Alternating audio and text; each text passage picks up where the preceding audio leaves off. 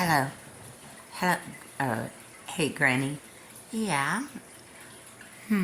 So, what do you think about, what we were seeing on TikTok? One of the videos where police officer was harassing the homeless, and he was in a wheelchair, and you could tell that he couldn't move very much, and the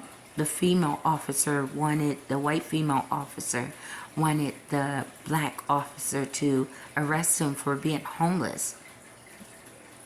How do you feel about that, Granny?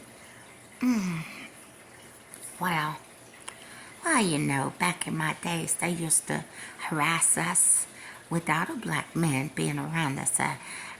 They used to harass us and talk about how we look, nappy head, nappy head, our big lips and big booty and big hips, and they still doing the same thing today.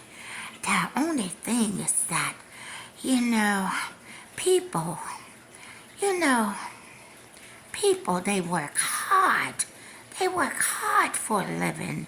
And the government folks, they take money out of these poor people checks and some of that money, it goes to policing the community.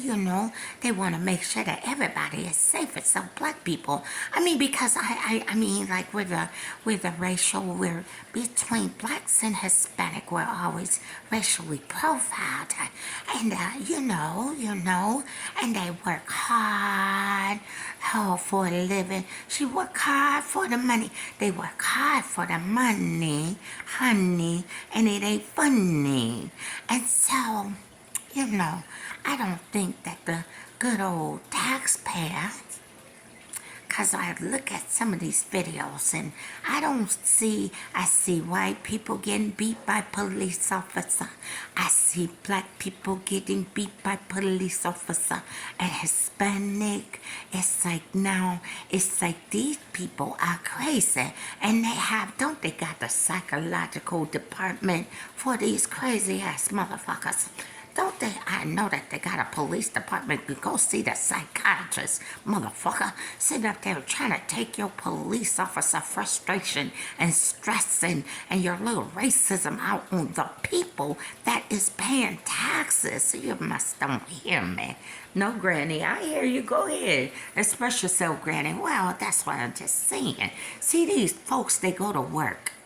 And they take the money out of the people check so that the police officers can have a job in order to be able to keep the community safer.